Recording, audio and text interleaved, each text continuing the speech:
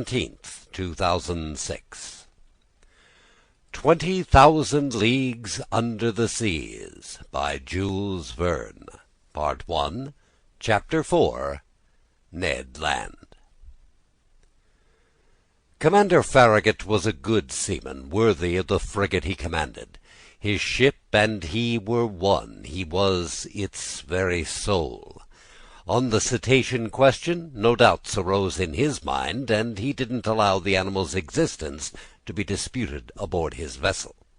He believed in it as certain pious women believe in the Leviathan from the book of Job, out of faith, not reason. The monster existed, and he had vowed to rid the seas of it. The man was a sort of Knight of Rhodes, a latter-day Sir Dieudonné of Gonzo, on his way to fight an encounter with the dragon devastating the island.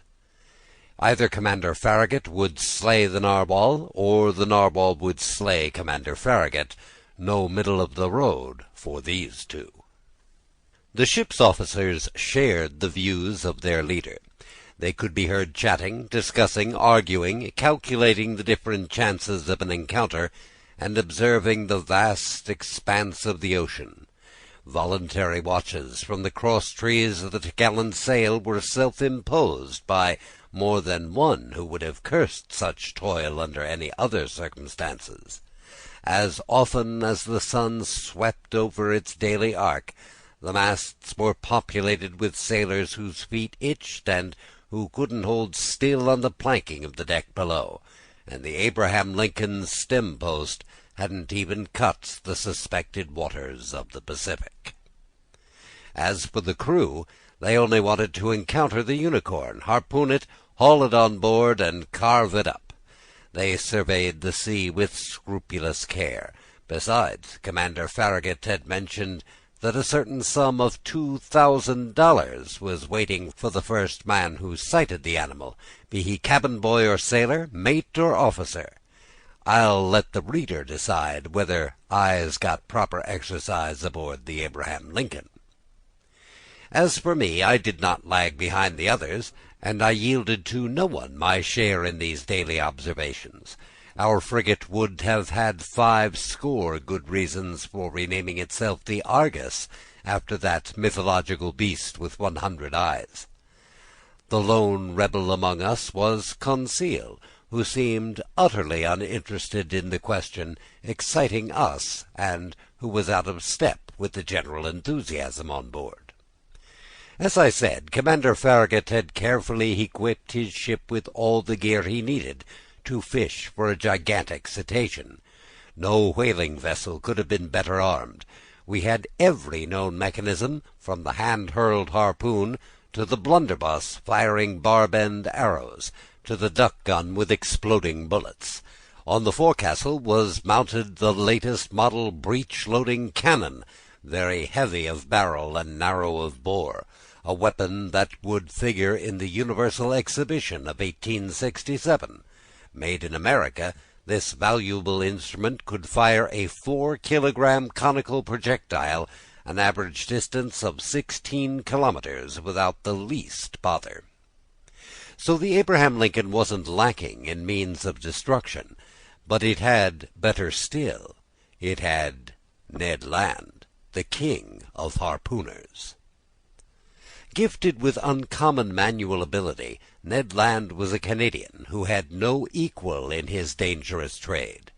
Dexterity, coolness, bravery, and cunning were virtues he possessed to a high degree, and it took a truly crafty baleen whale or an exceptionally astute sperm whale to elude the thrusts of his harpoon. Ned Land was about 40 years old. A man of great height, over 6 English feet, he was powerfully built, serious in manner, not very sociable, sometimes headstrong, and quite ill-tempered when crossed. His looks caught the attention, and above all the strength of his gaze, which gave a unique emphasis to his facial appearance. Commander Farragut, to my thinking, had made a wise move in hiring on this man. With his eye and his throwing arm, he was worth the whole crew all by himself. I can do no better than to compare him with a powerful telescope that could double as a cannon, always ready to fire. To say Canadian is to say French, and as unsociable as Ned Land was, I must admit he took a definite liking to me. No doubt it was my nationality that attracted him. It was an opportunity for him to speak, and for me to hear, that old Rabelaisian dialect still used in some Canadian provinces. The harpooner's family originated in Quebec, and they were already a line of bold fishermen back in the days when this town still belonged to France. Little by little Ned developed a taste for chatting, and I loved hearing the tales of his adventures in the polar seas. He described his fishing trips and his battles with great natural lyricism. His tales took on the form of an epic poem, and I felt I was hearing some Canadian Homer reciting his Iliad of the high Arctic regions. I'm writing of this bold companion as I currently know him, because we've become old friends, united in that permanent comradeship born and cemented only during the most frightful crises. Ah, my gallant Ned, I ask only to live 100 years more, the longer to remember you. And now, what were Ned Land's views on this generation of marine monster? I must admit that he flatly didn't believe in the unicorn, and alone on board he did not share the general conviction.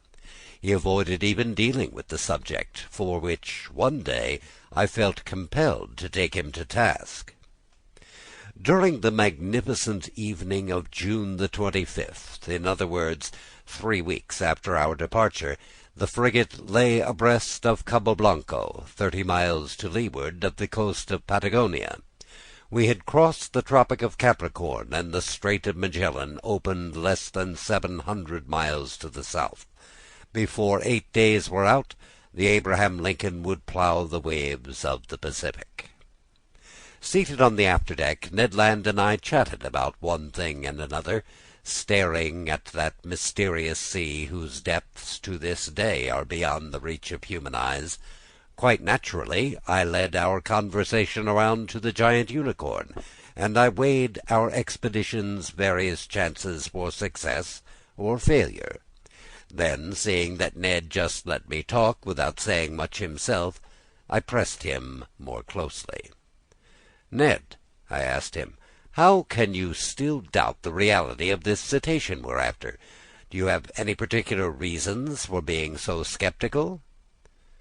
The harpooner stared at me a while before replying, slapped his broad forehead in one of his standard gestures, closed his eyes as if to collect himself, and finally said, "Just maybe, Professor Aronnax." "But, Ned, you're a professional whaler, a man familiar with all the great marine mammals. Your mind should easily accept this hypothesis of an enormous cetacean, and you ought to be the last one to doubt it under these circumstances." "That's just where you're mistaken, Professor," Ned replied. "The common man may still believe in fabulous comets crossing outer space, or in prehistoric monsters living at the earth's core, but astronomers and geologists don't swallow such fairy tales. It's the same with whalers. I've chased plenty of cetaceans. I've harpooned a good number, I've killed several, but no matter how powerful and well armed they were, neither their tails nor their tusks could puncture the sheet iron plates of a steamer." "Even so, Ned, people mention vessels that narwhal tusks have run clean through." "Wooden ships, maybe," the Canadian replied, "but I've never seen the like. So till I have proof to the contrary, I'll deny that baleen whales, sperm whales, or unicorns can do any such thing." "Listen to me, Ned." No, Professor. I'll go along with anything you want except that. Some gigantic devilfish, maybe?" "Even less likely, Ned. The devilfish is merely a mollusk, and even his name hints at its semi-liquid flesh, because it's Latin, meaning soft one.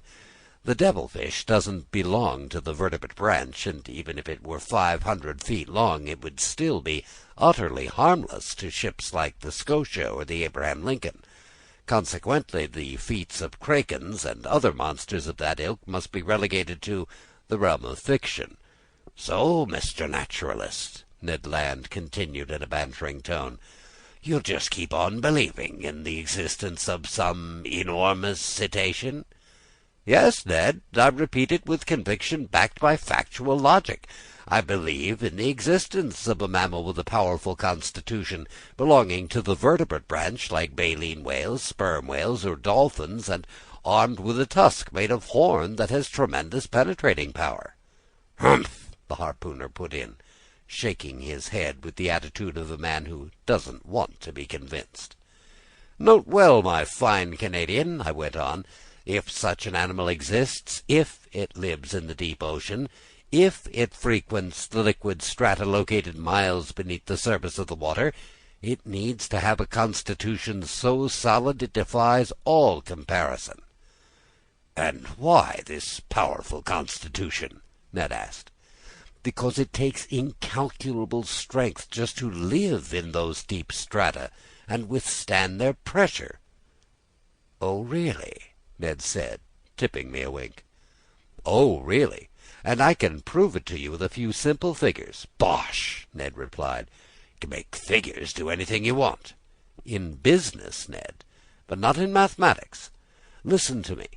Let's accept that the pressure of one atmosphere is represented by the pressure of a column of water 32 feet high. In reality, such a column of water wouldn't be quite so high, because here we're dealing with salt water, which is denser than fresh water. Well, then, when you dive under the waves, Ned, for every 32 feet of water above you, your body is tolerating the pressure of one more atmosphere. In other words, 1 more kilogram per each square centimeter on your body's surface. So it follows that at 320 feet down, this pressure is equal to 10 atmospheres, to 100 atmospheres at 3,200 feet, and to 1,000 atmospheres at 32,000 feet, that is, at about 2.5 vertical leagues down, which is tantamount to saying that if you could reach such a depth in the ocean, each square centimeter on your body's surface would be experiencing 100 kilograms of pressure. Now, my gallant Ned, do you know how many square centimeters you have on your bodily surface?" "I haven't the foggiest notion, Professor Aronnax." "About 17,000. "As many as that?" "Yes, and since the atmosphere's pressure actually weighs slightly more than 1 kilogram per square centimeter, your 17,000 square centimeters are tolerating 17,568 kilograms at this very moment." "Without my noticing it?" "Without your noticing it.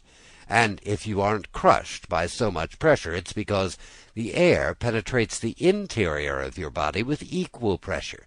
When the inside and the outside pressures are in perfect balance, they neutralize each other and allow you to tolerate them without discomfort. But in the water, it's another story." "Yes, I see," Ned replied, growing more interested. "Because the water surrounds me, but doesn't penetrate me." "Precisely, Ned. So at 32 feet below the surface of the sea, you'll undergo a pressure of 17,568 kilograms. At 320 feet, or 10 times greater pressure, it's 175,680 kilograms.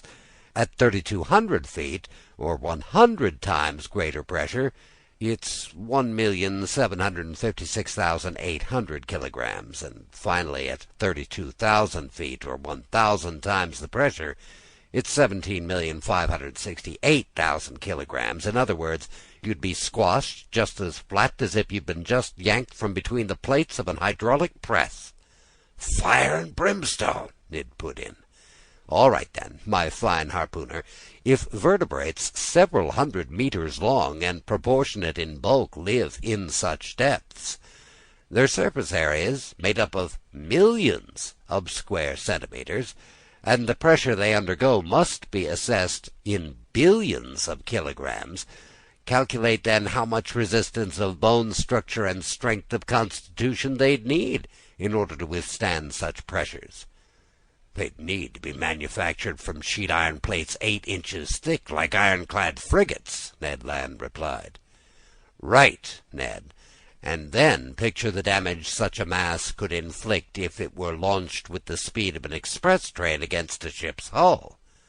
Yes, indeed. Maybe, the Canadian replied, staggered by these figures, but still not willing to give in. Well, have I convinced you? You've convinced me of one thing, Mr. Naturalist. That deep in the sea such animals would need to be just as strong as you say, if they exist. But if they don't exist, my stubborn harpooner, how do you explain the accident which happened to the Scotia? It's maybe, Ned said, hesitating. Go on. Well, because it just couldn't be true, the Canadian replied, unconsciously echoing a famous catchphrase of the scientist Arago. But this reply proved nothing, other than how bull-headed the harpooner could be. That day I pressed him no further. The Scotia's accident was undeniable. Its hole was real enough that it had to be plugged up, and I don't think a hole's existence can be more emphatically proven. Now then, this hole didn't make itself, and since it hadn't resulted from underwater rocks or underwater machines, it must have been caused by the perforating tool of some animal. Now, for all the reasons put forward to this point, I believed that this animal was a member of the branch Vertebrata, class Mammalia, group Pisciforma, and finally order Cetacea. As for the family in which it should be placed, baleen whale, sperm whale, or dolphin, the genus to which it belonged, and the species to which it would find its proper home, these questions had to be left for later. To answer them called for dissecting this unknown monster. To dissect it called for catching it. To catch it called for harpooning it, which was Ned Land's business. To harpoon it called for sighting it, which was the crew's business. And to sight it called for encountering it, which was a chancy business. So ends Part 1, Chapter 4. Ned Land.